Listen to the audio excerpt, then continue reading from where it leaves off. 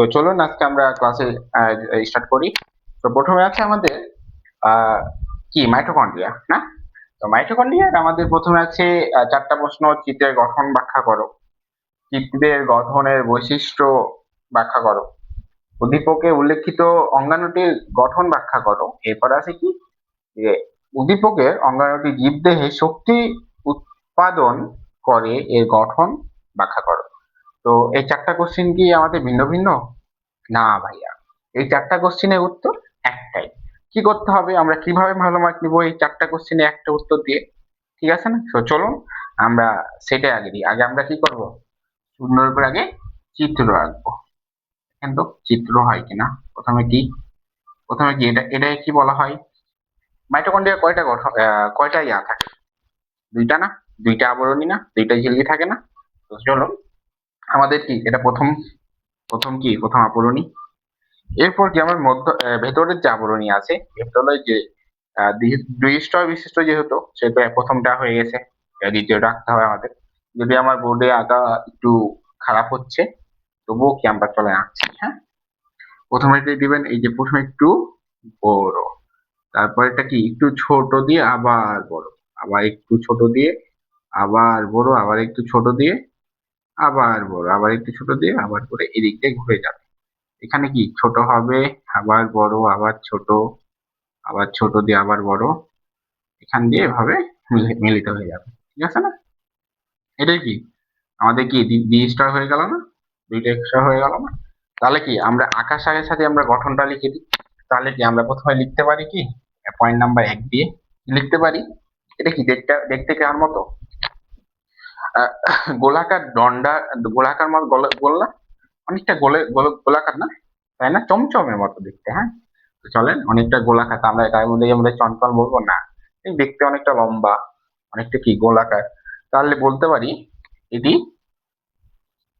এটি কি এটি গোলাকার, গোলাকার ও দণ্ডাকার।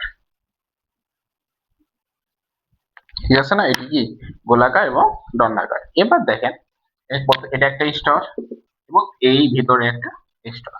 মোট কয়টা স্তর হচ্ছে?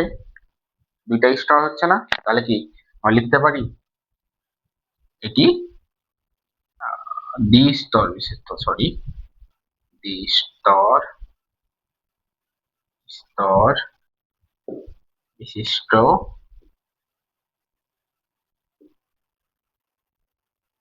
আবরণী বা ঝিল্লি দ্বারা গঠিত, ঝিল্লি আছে বা গঠিত, যা দিবেন তাই হবে। হ্যাঁ, এরপর কি দিতে পারেন? এবার দেখেন তো এইগুলোতে ভাঁজ হয়ে আছে না? ভাঁজ হয়ে আছে। তাহলে আমরা কি সমপাদ্য আঁকি না? সমপাদ্য, এই সমপাদ্য যেভাবে আঁকেন সেভাবে কি সেটার ব্যাখ্যা লিখেন না? সেম গঠন যখন আমাদের বলবে, চিত্রের আপনি যেটা যেটা আঁকবেন সেটা সেটা কি ব্যাখ্যা দিবেন। ঠিক আছে? তো চলেন আমরা কি 3 নাম্বার পয়েন্টটা লিখি। 3 নাম্বার পয়েন্টে কি কি হবে? দেখেন তো ওখানে ভাঁজ আছে না? ভাঁজ আছে। তাহলে কি আমরা লিখতে পারি ভিতরের অংশটি ভাঁজ আকারে থাকে, তাকে কি বলা হয়? পৃষ্ঠি বলা হয় না? অর্থাৎ ভেতরের স্তরটিকে ভিতরের স্তরে, এমন কেন হচ্ছে আজকে, ভেতরের স্তরে ভাঁজ থাকে, ভাঁজ আছে, তাকে কি বলে? তাকে পৃষ্ঠি বলে। ঠিক আছে? এবার দেখেন তো আমাদের মাইটোকন্ড্রিয়া কি সম্পূর্ণ আঁকা হয়েছে? হয়েছে? হয়নি। দেখেন তো এই জায়গাতে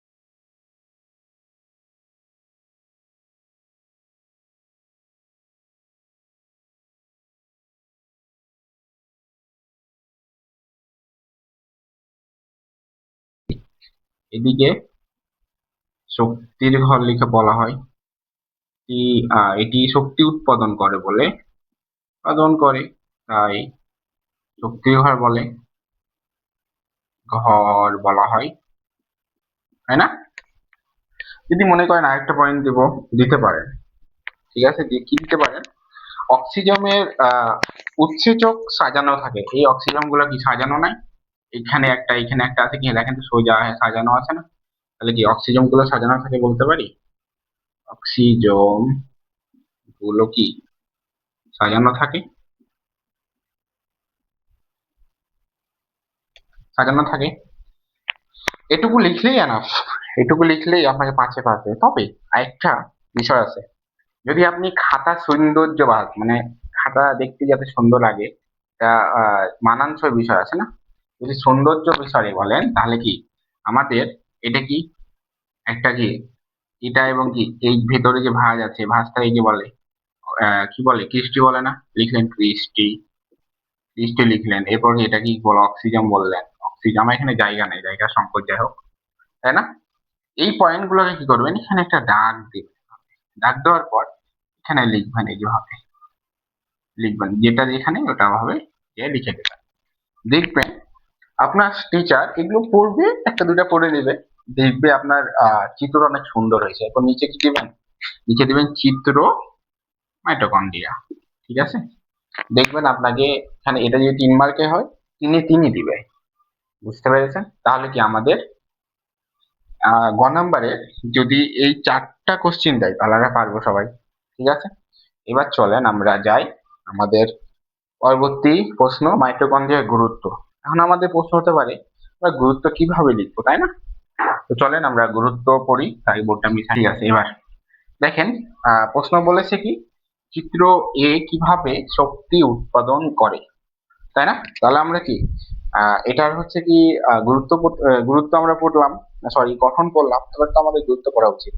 কারণ কোন একটা জিনিস যখন আপনি যখন গঠন হয়েছেন, মানে আপনি যখন কোনো কিছু বানাবেন, যেমন চমচম যখন বানাবেন, তখন তাকে কি যেভাবে বানানো হয় সেটা প্রসেসটা বললেন। এবার কি তাকে খাইতে কিভাবে সাজছে, কেন তাকে এত স্বাদ লাগলো, তারপর কেন খাইলাম, কি উপকার কি অপকার, সবগুলো আমাদের ব্যাখ্যা করা লাগে না? তো চলেন আমরা কি এবার হচ্ছে মাইটোকন্ড্রিয়ার গুরুত্ব শিখবো। তাহলে কি এবার গুরুত্ব কিসের, মাইটোকন্ড্রিয়ার গুরুত্ব। ওকে, চলেন পয়েন্ট আমরা কি জীববিজ্ঞানের যে কোনো প্রশ্ন লিখবো কি আকারে, পয়েন্ট আকারে, বোঝা গেছে? তো চলেন আমরা কি প্রথমে পয়েন্ট দেব। আমাদের মাইটোকন্ড্রিয়াকে কি কোষের শক্তির ঘর বলা হয় না? তাহলে কি আমি যখন পয়েন্ট লিখবো তার আগে একটা পয়েন্ট লিখবো, মাইটোকন্ড্রিয়াকে কন্ড্রিয়াকে কি বলে, কোষের শক্তির ঘর বলা হয়। হয় তাহলে কি আপনাকে কেন লিখবো এটা, এইটার যে কথা যখন দেখবে আপনার টিচার, খাতা দেখতে যাবে, যখন দেখবে এত সুন্দর কথা প্রথমেই লেখা আছে, তখন কি একটু ভালো, মানে একটু কি মাইন্ডসেট অফ নিয়ে দেখবে। এরপর কি করবে, এবার লিখবেন কি পয়েন্ট 1। তাহলে পয়েন্টটাকে কি দেবো, শ্বসনের মাধ্যমে তারা শক্তি তৈরি করে, তাই না? তাহলে কি শ্বসনের মাধ্যমে মাধ্যমে কি করে, শ্বসনের মাধ্যমে শক্তি তৈরি করে।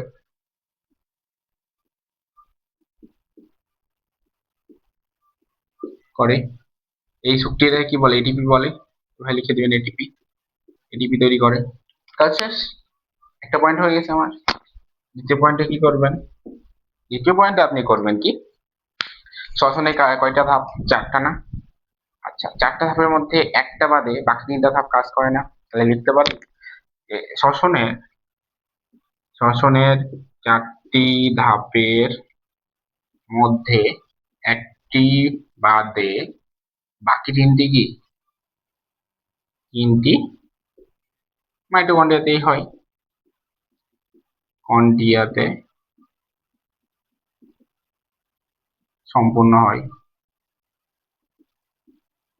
আমার লেখা হয়তো বা বুঝতে পারছেন না, তবে কি আমি যা বলতেছি সেটা কি একটু লিখে নেবেন, কথার সাথে সাথে লিখে নিলে কি আপনার সেটা মনেও থাকবে, প্লাস কি আপনি লিখছেন এটাও মাথায় ঢুকে যাবে। আমি ভালোভাবে লিখে দিচ্ছি না, বিকজ আপনি যদি আমার কথা শুনে শুনে লিখেন তাহলে আপনার কি মাথায় সেটা সম্পূর্ণ মানে ধরে নিবে এটা এটা বলছি, এবং এখানে কি আমার অনেকটুকু মুখস্থ হয়ে যাবে। এবার কয়টা গেল? 2টা পয়েন্ট হলো। 3 নম্বর পয়েন্ট আমরা দেখি। কলম এমন করছে কেন? এই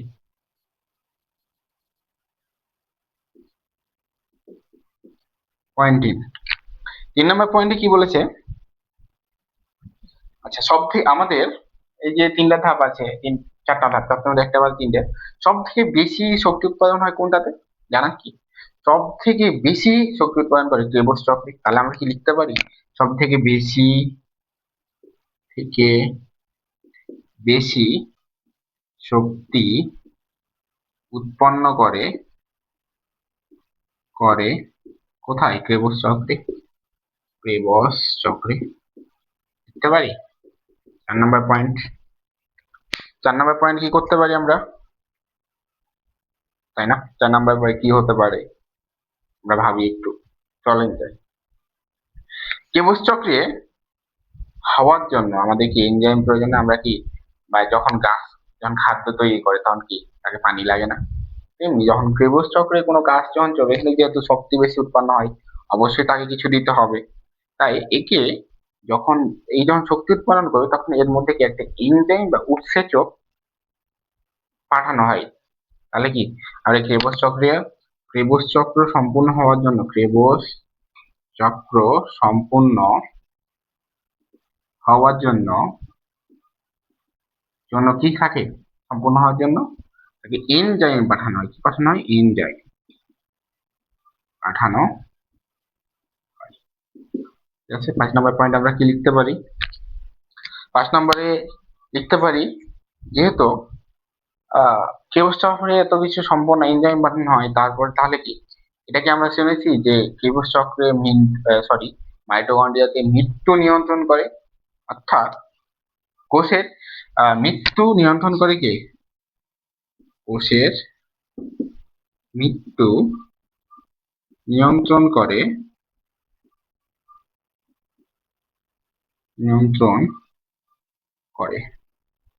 লিখতে পারি।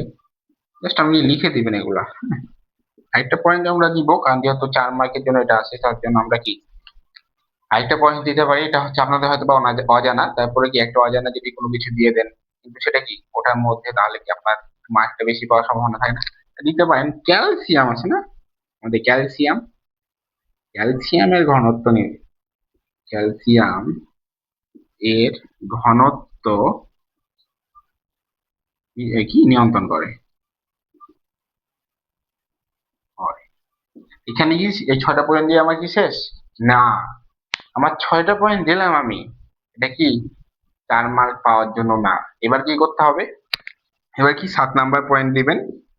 দেওয়ার পর কি এখানে সুন্দর করে একটা মাইটোকন্ড্রিয়া লিখে দিবেন।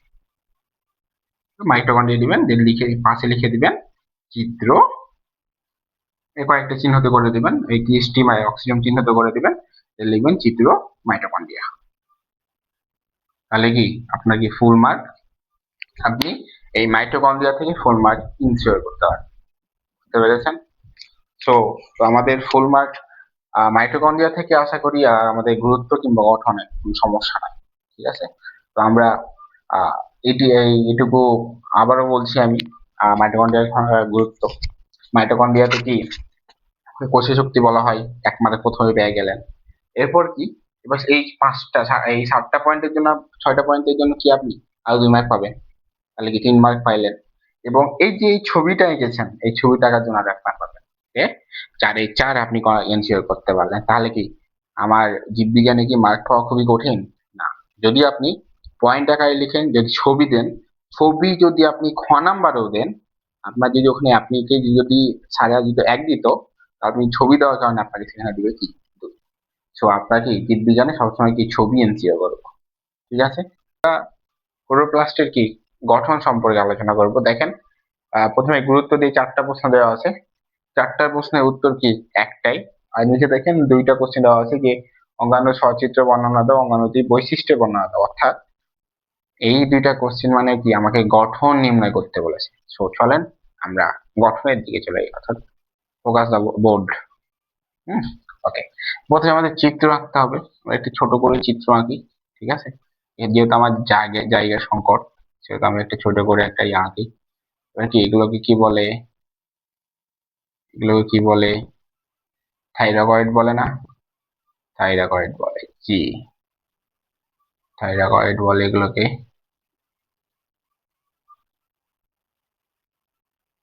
স্তূপটাকে কি বলে আমাদের? পুরো স্তূপটাকে কি বলে? গ্রানাম বলে। এবং কি ভিতরে যে হচ্ছে তরল পদার্থ থাকে, এই তরল গুলাকে কি বলে? স্ট্রোমা বলে। তাহলে কি আমরা এখানে আগে চিহ্নিত করে দিই, দেখি। তাহলে হচ্ছে এটা স্ট্রোমা, সরি, এটাই কি বলা হয়? ভুলে গেলাম তো, এখনই পড়তে পড়তে এখনই ভুলে গেলাম। ম্যাট্রিক্স বলে। এটা কি বলে?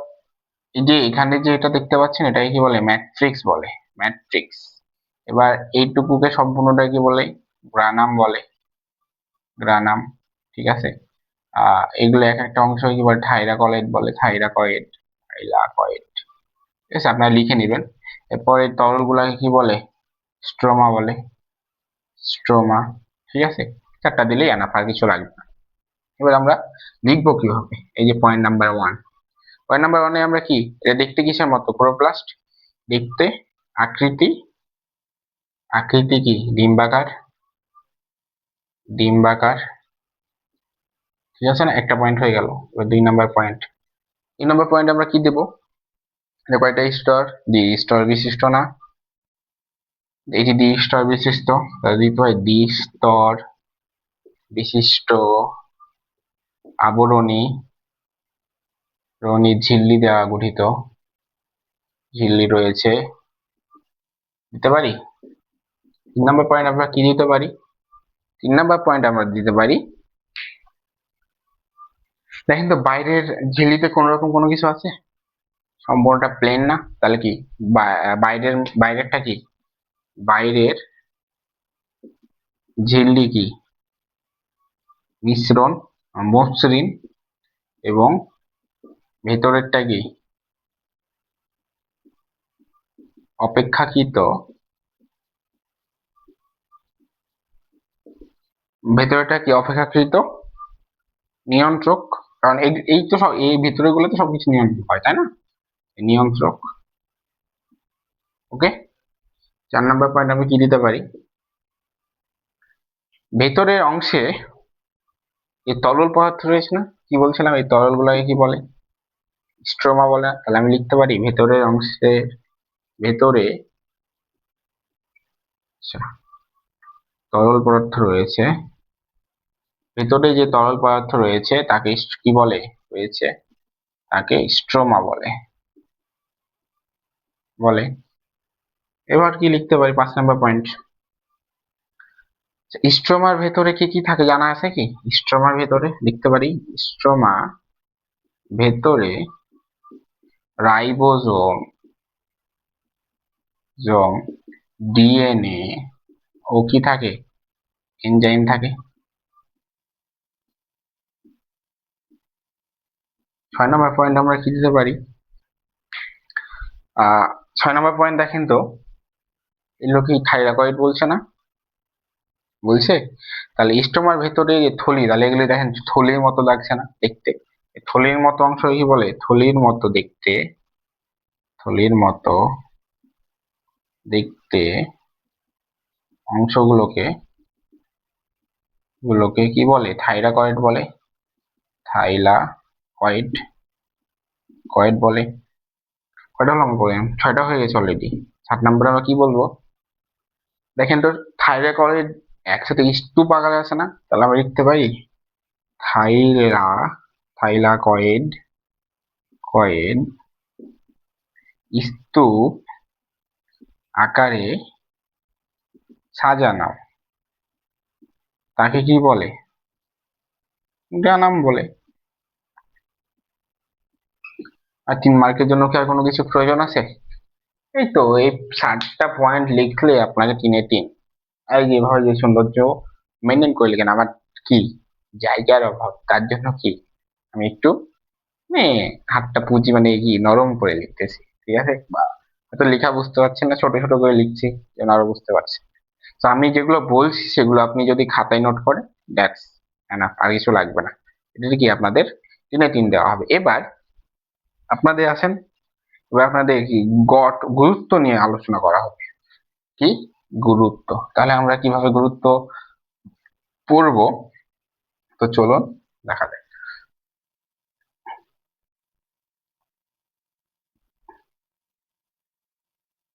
আচ্ছা, এবার আমাদের এখন কি আমাদের ক্লোরোপ্লাস্টের গুরুত্ব বাকি রয়েছে সর্বশেষ একটা আছে, এটা আমি জাস্ট সংক্ষেপে বলে দিব।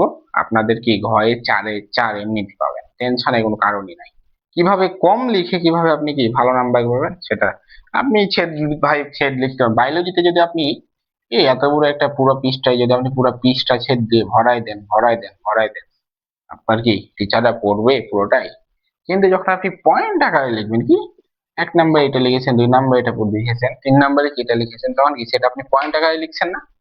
এই পয়েন্ট আকারে লিখলে কি হয়, টিচারদের চোখে পড়ে অটোমেটিকলি, এবং কি লিখেছেন যখন একটা দুইটা দেখলে যে হ্যাঁ ভালো কিছু লিখেছে, তখন কি আর সেটার প্রয়োজন পড়ে না। তার জন্য কি পয়েন্ট আকারে লেখা কি সবথেকে চলেন।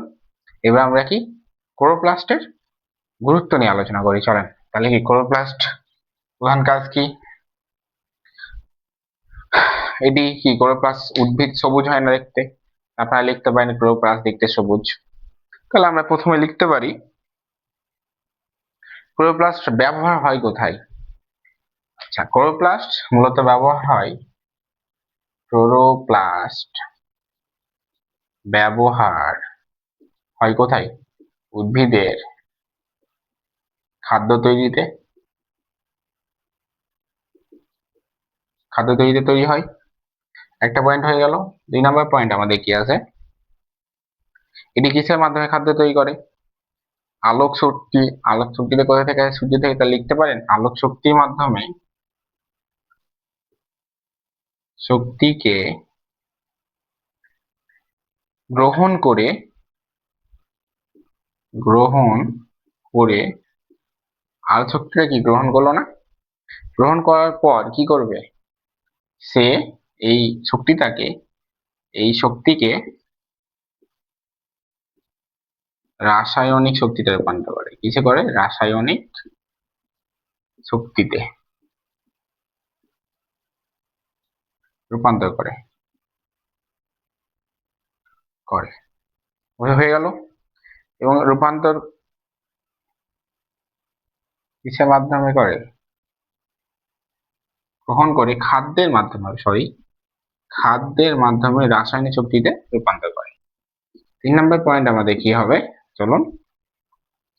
এদিকে কি বলা হয়, যদি যেহেতু সে খাদ্য তৈরি করে, তাহলে কি তাকে আমরা, আমাদের বাসায় খাদ্য কোথায় তৈরি হয়? রান্নাঘরে, তেমন তাহলে কি আমরা এটাই বলতে পারি যে যেহেতু খাদ্য তৈরি হয় সেহেতু কি একে কোষের রান্নাঘর বলা হয়। অর্থাৎ ক্লোরোপ্লাস্টে কি কোষের রান্নাঘর বলা হয়। কি বলা হয়? রান্নাঘর বলা হয়। বুঝছে? 4 নম্বর পয়েন্ট আসেন। 4 নম্বর পয়েন্টে কি বলা যায়, এটি দেখতে কি সবুজ না? তাহলে কি ক্লোরোফিলের মাধ্যমে কি সবুজ করেছে? ক্লোরোফিল কাকে বলে? যাদের সবুজ, তাহলে কি আমরা ক্লোরোফিলের মাধ্যমে কি খাদ্য তৈরি করে বলতে পারি না? ইয়েস, ক্লোরোফিল এর মাধ্যমে খাদ্য তৈরি করে। 1 নম্বর পয়েন্ট কি দিবেন? সালোক যেহেতু খাদ্য, সালোক সংশ্লেষণের মাধ্যমে কি, সালোক সংশ্লেষণের মাধ্যমে খাদ্য তৈরি হয়, তাহলে সালোক সংশ্লেষণ ঘটে, দিতে পারেন। এবং 6 নম্বর পয়েন্টে কি দিবেন? একটা চিত্র এঁকে দিবেন। কি এই যে ভয় দিয়ে, এভাবে এভাবে দিয়ে, এভাবে এভাবে দিয়ে, এভাবে দিবেন, এভাবে দিবেন, এখানে একটা দিয়ে দিবেন, লিখবেন চিত্র ক্লোরোপ্লাস্ট।